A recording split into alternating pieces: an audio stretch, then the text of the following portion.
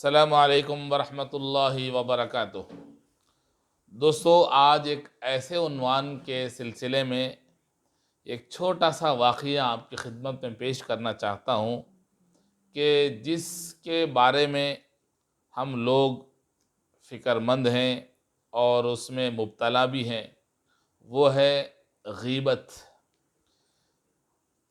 فارسی کی مشہور کتابیں جو مدرسوں میں پڑھائی جاتی ہیں، گلستان ہے، بوستان ہے، فارسی کے بہترین شاعر گزرے ہیں، فارسی کے بہترین مضمون نگار گزرے ہیں، علامہ شیخ سعدی شیرازی رحمۃ اللہ علیہ۔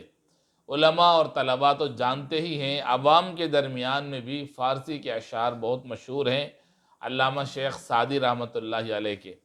شیخ سعدی رحمۃ اللہ علیہ کی زندگی کا ایک چھوٹا سا واقعہ جس میں ہمارے لیے، پوری انسانیت کے لیے سبق بھی ہے، عبرت بھی ہے، نصیحت بھی ہے کہ ہم کس طرح رہیں، کس طرح زندگی گزاریں۔ اس لیے کہ میں نے اپنے بڑوں سے سنا کہ نشہ 3 قسم کا ہوتا ہے۔ ایک نشہ ہوتا ہے شراب کا، وہ نشہ چند گھنٹوں کے بعد اتر جاتا ہے، جب شراب کا نشہ ختم ہوتا ہے تو اتر جاتا ہے۔ اور ایک نشہ ہوتا ہے مال کا نشہ، کہ جب آدمی کو مال زیادہ مل جاتا ہے تو نشہ چڑھتا ہے، جب مال ختم ہوتا ہے تو وہ نشہ بھی ختم ہو جاتا ہے۔ تیسرا جو نشہ ہے وہ عبادت کا نشہ ہے، یعنی جب آدمی عبادت کر لیتا ہے، نماز پڑھ لیتا ہے، ذکر کر لیتا ہے، صدقہ خیرات کر لیتا ہے، تہجد پڑھ لیتا ہے، قرآن کی تلاوت کر لیتا ہے، تو اس کے اندر ایک نشہ آ جاتا ہے، اور یہ نشہ شیطان پیدا کرتا ہے، اسے سمجھاتا ہے کہ دیکھ تو ہی عبادت گزار ہے، نماز پڑھنے والا ہے، اور کئی لوگ ہیں جو سو رہے ہیں بغیر نماز کے، بغیر ذکر کے، بغیر تلاوت کے۔ تو چلیے چھوٹا سا واقعہ میں آپ کو بتاتا ہوں کہ علامہ شیخ سعدی رحمۃ اللہ علیہ سفر پر نکلے، والد بزرگوار بھی ساتھ تھے، قافلے کے ساتھ باپ اور بیٹے دونوں چل رہے تھے۔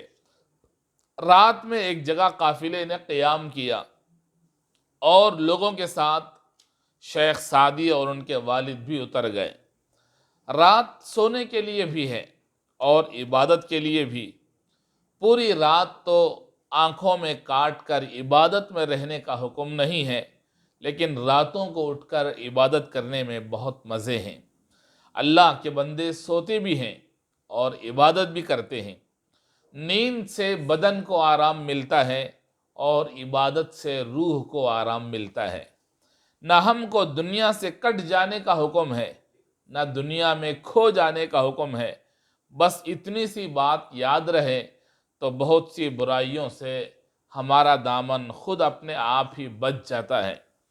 جب یہ قافلہ شیخ سعدی رحمۃ اللہ علیہ کا ٹھہر گیا تو سارے قافلے والے کھانے پینے سے فارغ ہو کر آرام میں لگ گئے، مگر شیخ سعدی رحمۃ اللہ علیہ تلاوت کلام اللہ میں لگ گئے۔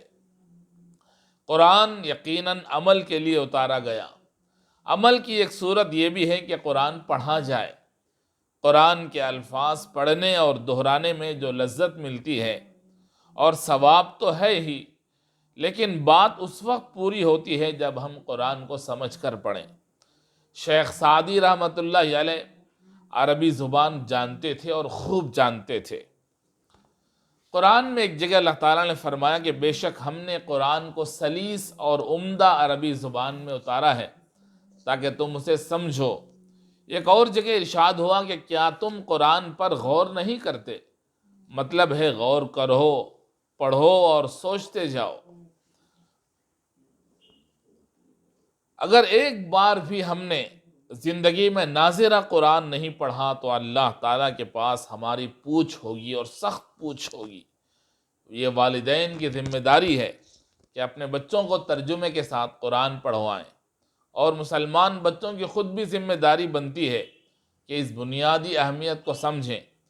الغرض میں عرض کر رہا تھا کہ جب سارے قافلے والے اتر گئے اور آرام کرنے لگے تو شیخ سعدی رحمۃ اللہ علیہ کو تلاوت قرآن کا خیال آیا اور وہ تلاوت میں لگ گئے۔ سعدی رحمۃ اللہ علیہ تلاوت کر چکے تو تھوڑی دیر کے لیے سو گئے، پھر تہجد کے لیے اٹھے۔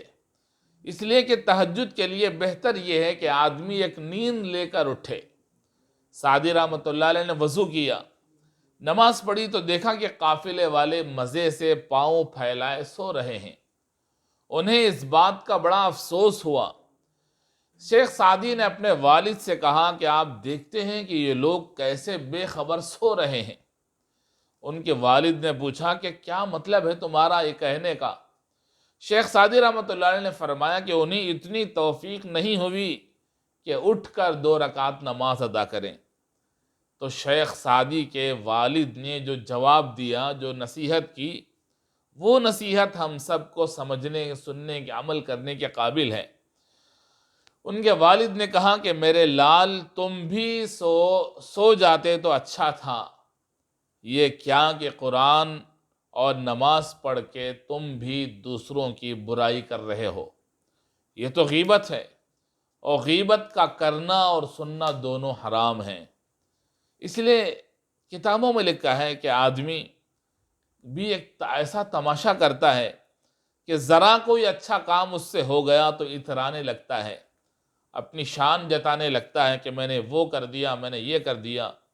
حج کتنی مرتبہ کیا لوگوں نے، عمرہ کتنی مرتبہ کیا، گناتے ہیں لوگ۔ اپنی زکوٰۃ، اپنا صدقات، اپنی نیکیوں کو گنانا نہیں ہے، دکھانا نہیں ہے۔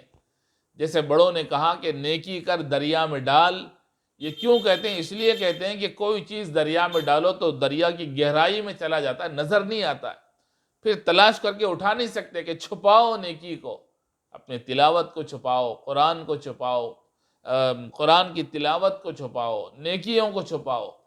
دوسروں کے سامنے ظاہر کرنا، دوسروں کی غیبتیں کرنا کہ ہم تو نماز پڑھ لی، دوسرے نہیں پڑھ رہے ہیں، ہم تلاوت کر رہے ہیں، دوسرے نہیں کر رہے ہیں، خاص طور سے مردوں کی بنسبت عورتوں میں یہ بیماری زیادہ پائی جاتی ہے۔ اس سے بچنے کی ضرورت ہے۔ اللہ تعالی ہمیں عمل کی توفیق عطا فرمائے۔ السلام علیکم ورحمۃ اللہ وبرکاتہ۔